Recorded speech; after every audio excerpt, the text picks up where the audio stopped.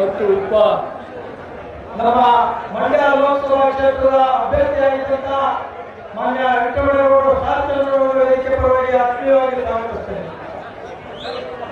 ಪ್ರದೇಶ ಕಾಂಗ್ರೆಸ್ ಸಮಿತಿ ಅಧ್ಯಕ್ಷರು ಉಪ ಮುಖ್ಯಮಂತ್ರಿಗಳಾದಂಥ ಡಿ.ಕೆ. ಶಿವಕುಮಾರ್ ಅವರೇ, ಈ ಜಿಲ್ಲೆಯ ಉಸ್ತುವಾರಿ ಸಚಿವರಾದಂಥ ಚಲುವರಾಯಸ್ವಾಮಿ ಅವರೇ,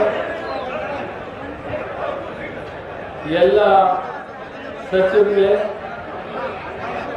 ಪ್ರದೇಶ ಕಾಂಗ್ರೆಸ್ ಸಮಿತಿ ಕಾರ್ಯಾಧ್ಯಕ್ಷರು, ಸಂಸತ್ ಸದಸ್ಯರಾದಂಥ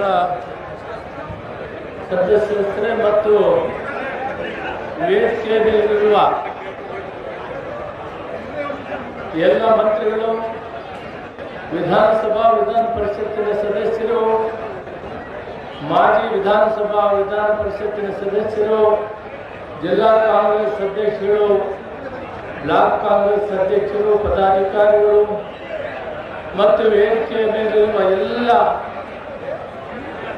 ಪದಾಧಿಕಾರಿಗಳು, ಇವತ್ತು ಕಾರ್ಯಾಧ್ಯಕ್ಷರ ನೇತೃತ್ವದಲ್ಲಿ ಸನ್ಮಾನ್ಯ ಚಂದ್ರಶೇಖರ್ ಅವರು, ಚಲುವರಾಯಸ್ವಾಮಿ ಅವರು ಮತ್ತು ಈ ಭಾಗದ ಎಲ್ಲ ಶಾಸಕರು ಅತ್ಯುತ್ತಮವಾದಂಥ ಕಾರ್ಯಕ್ರಮವನ್ನು ರೂಪಿಸಿದ್ದಾರೆ. ಸಮಯದ ಅಭಾವ, ನಾನು 5 ನಿಮಿಷ ಮಾತ್ರ ತೆಗೆದುಕೊಳ್ತೇನೆ. ನಾನು ಮಾಜಿ ಮುಖ್ಯಮಂತ್ರಿಗಳು, ಈಗಿನ ಕೇಂದ್ರ ಸಚಿವರಾದಂಥ ಕುಮಾರಸ್ವಾಮಿ ಅವರಿಗೆ ಒಂದು ಮಾತು ಕೇಳಲಿಕ್ಕೆ ಇಷ್ಟಪಡ್ತೀನಿ. ಭಾರತ ಸರ್ಕಾರದಲ್ಲಿ ಮಂತ್ರಿ ಆಗೋದು ಬಹಳ ದೊಡ್ಡ ಜವಾಬ್ದಾರಿ ಕೆಲಸ. ಕೇಂದ್ರ ಸರ್ಕಾರದಲ್ಲಿ ಚೆಂಗಲರಾಯ ರೆಡ್ಡಿ ಅವರು ಮಂತ್ರಿಯಾಗಿದ್ದಾಗ ಪಂಡಿತ್ ಜವಾಹರ್ಲಾಲ್ ಅವರ ಒಂದು ನೇತೃತ್ವದಲ್ಲಿ ಒಂದು ಬೃಹತ್ ಕೈಗಾರಿಕೆಗಳನ್ನು, ಬಹಳಷ್ಟು ಕೈಗಾರಿಕೆಗಳನ್ನು ಬೆಂಗಳೂರಿಗೆ ತಂದಿದೆ. ಅದು ಬೆಮ್ಮೆಲ್ ಆಗ್ಬೋದು, HAL, HMT, ITI, BHEL ಇಂಥ ದೊಡ್ಡ ಕಾರ್ಯಕ್ರಮಗಳನ್ನು ಕೊಟ್ಟು ಈ ರಾಷ್ಟ್ರದಲ್ಲಿ ಕೈಗಾರಿಕಾ ಅಭಿವೃದ್ಧಿಗೆ ಕೇಂದ್ರದಲ್ಲಿ ಅಂದಿನ ಸರ್ಕಾರ ಪಂಡಿತ್ ಜವಾಹರ್ಲಾಲ್ ಅವರ ಕಾಲದಲ್ಲಿ ನಡೆದಂಥ ಕಾರ್ಯಕ್ರಮಗಳನ್ನು ಕುಮಾರಸ್ವಾಮಿ ಅವರು ಇವತ್ತು ಆ ಜವಾಬ್ದಾರಿಯನ್ನು ಕೈಗಾರಿಕೆಯನ್ನು ಹೊಂದಿದೆ. ಇವರಿಗೆಲ್ಲ ಪುನರುಜ್ಜೀವವನ್ನು ಕೊಟ್ಟು ಇವನ್ನೆಲ್ಲ ಅಭಿವೃದ್ಧಿ ಮಾಡಿ ಆ ಕುಟುಂಬಗಳು ಇವತ್ತು ದಾರಿಪಾಲಾಗಿದ್ದಾರೆ. ಬಿಜೆಪಿ ಸರ್ಕಾರದ ಕಾರ್ಯಕ್ರಮಗಳಲ್ಲಿ ಎಲ್ಲ ಬೃಹತ್ ಕೈಗಾರಿಕೆಗಳನ್ನು ಮುಚ್ಚಿ ಆ ಕೆಲಸ ಮಾಡಿದಂಥ ಕಾರ್ಯಕ್ರಮದ ಮಾಡುತ್ತಿದ್ದಂಥ ಜನರು, ಅವರ ಮಕ್ಕಳು ಎಲ್ಲ ಬೀದಿ ಪಾಲಾಗಿದ್ದಾರೆ. ಅದನ್ನು ರಕ್ಷಣೆ ಮಾಡೋ ಕೆಲಸ ಮಾಡಬೇಕು ಅಂತ ನಾನು ಮಾನ್ಯ ಕುಮಾರಸ್ವಾಮಿ ಅವರಿಗೆ ನಾನು ಮನವಿ ಮಾಡ್ತೀನಿ. ಈ ಕೆಲಸಕ್ಕೆ ನಿಮ್ಮನ್ನು ಈ ಜನ ಆಯ್ಕೆ ಮಾಡಿ ಕಳಿಸಿದ್ದಾರೆ. ಪ್ರಜಾಪ್ರಭುತ್ವ ವ್ಯವಸ್ಥೆಯಲ್ಲಿ ತಮ್ಮನ್ನು ಆಯ್ಕೆ ಮಾಡಿದ್ದಾರೆ.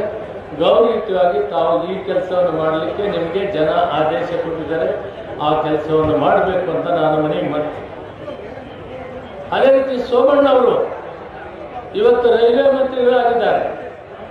ಸುಮಾರು 12 ಪ್ರಾಜೆಕ್ಟ್ಸ್ UPA ಸರ್ಕಾರ ಇದ್ದಾಗ ಕೈಗಾರಿಕೆ ಕಾರ್ಯಕ್ರಮಗಳನ್ನು ಕೊಟ್ಟಿವಿ, ರೈಲ್ವೆ ಮಾರ್ಗಗಳನ್ನು ಕೊಟ್ಟಿವಿ, ರೈಲ್ವೆ ಕೋಚ್ ಫ್ಯಾಕ್ಟ್ರಿ ಕೋಲಾರದಲ್ಲಿ ಮಾಡಿದ್ವಿ.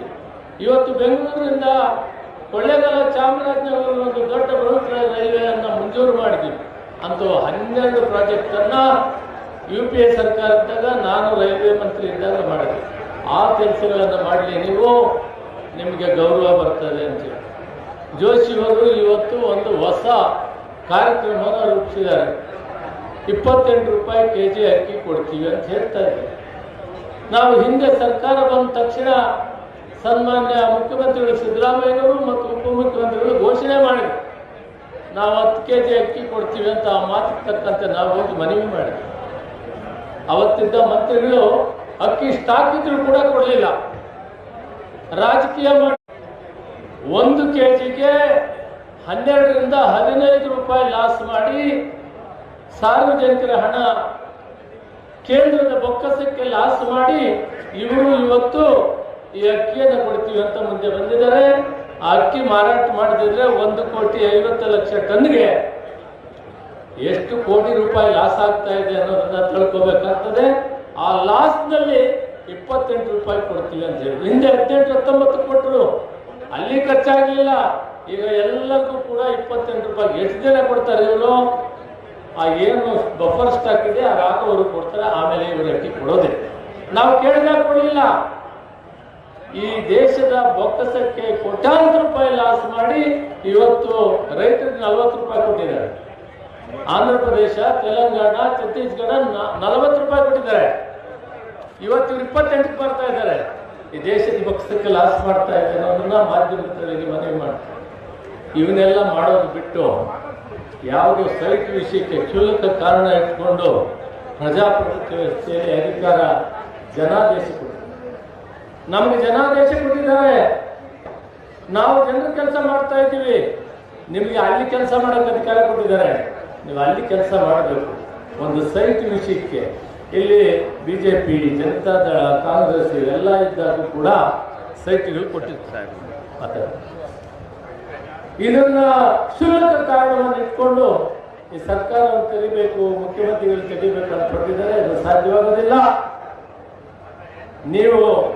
ನಾನು ಈ ವೇದಿಕೆಯ ಮುಖಾಂತರ ನಾನು ಗವರ್ನರ್ ಅವರಿಗೆ ಗೌರವಯುತವಾಗಿ ಮನವಿ ಮಾಡ್ತೀನಿ. ನಾನು ಅವ್ರ ಜೊತೆಯಲ್ಲಿ ಕೆಲಸ ಮಾಡಿದ್ದೇನೆ. ನಾನು ಪಾರ್ಲಿಮೆಂಟ್ ಸದಸ್ಯರಿದ್ದೆ, ಅವರು ಮಂತ್ರಿಗಳಿದ್ದರು.